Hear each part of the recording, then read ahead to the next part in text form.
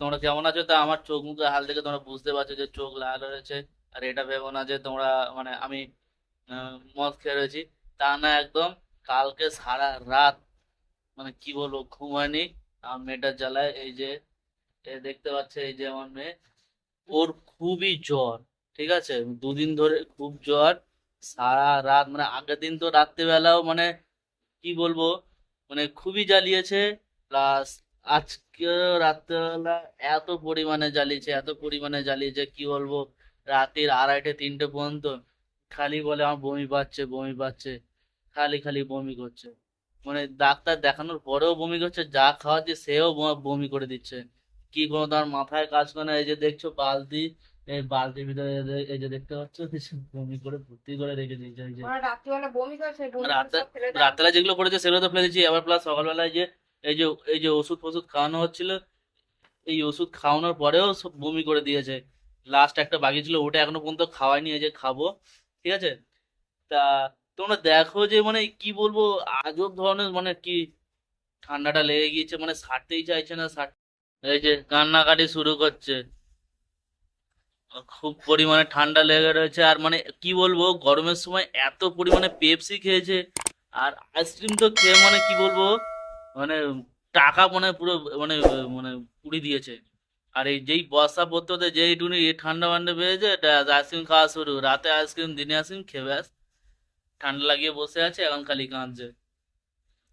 আর কি বলবো গাইস, ওর জন্য তো আমারও তো রাতবেলা ঘুম, আমাদের রাতবেলা ঘুম হারাম করে দিচ্ছে উল্টে।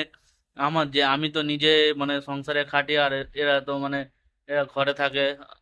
ঠিক আছে, আমি যে কাজে বেরোবো, তা আমারও তো একটা শরীরে রেস্ট দেবো। যদি সারা রাত যদি আমি জেগে, ঠিক আছে, আমি যদি সারা রাত জেগে যদি আমি আমি কাজ করতে তো পারবো না না।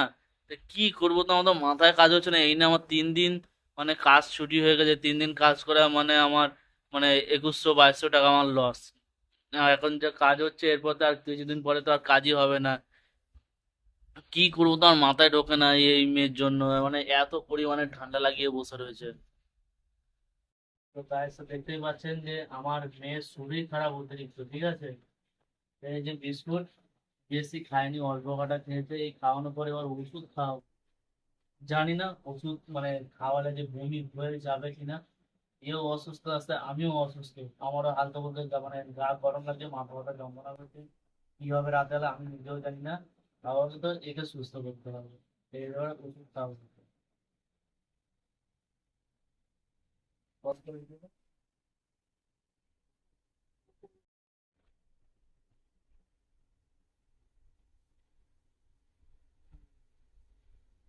এটা কি হচ্ছে, জ্বরের? জ্বরের ওষুধ খাওয়ানো হলে ওই ওয়াক তুলছে, ওয়াক তুলছে, বমি করবে আবার। বুঝলি? ওখানে রাখ, দূরে থাক। একটু পরে আবার তো ফের একটা ওষুধ খাবো, ওটা তো পেটে গিয়ে শোক, তারপরে খাওয়া খাবো। এই যে এই আর একটা ওষুধ, এটা অ্যান্টিবায়োটিক ওষুধ, এটা খাওয়াতে হবে। এটা খাওয়াবো, যে দেখা যাক কি হয় লাস্টে। বমি না করে, বমি করলে সত্যিকারে মানে কি বলবো, বমি করলে খুবই অসুবিধা হয়।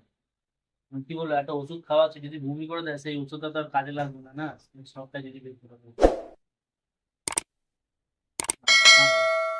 হ্যাঁ করো, হ্যাঁ করো।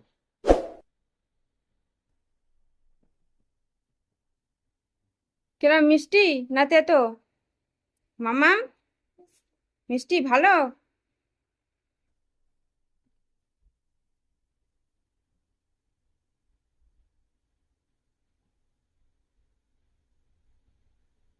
ওষুধ খেয়ে ঘুমাবে না? সবাই তো ঘুম থেকে উঠলে। এ তোমার জন্য দোলনা টাঙানো হয়েছে। এই যে দোলনা চড়বে, তোমার বাবা দোলনা টাঙিয়ে দিয়েছে আজকে রে। দোলনা চড়বে, ঠিক আছে?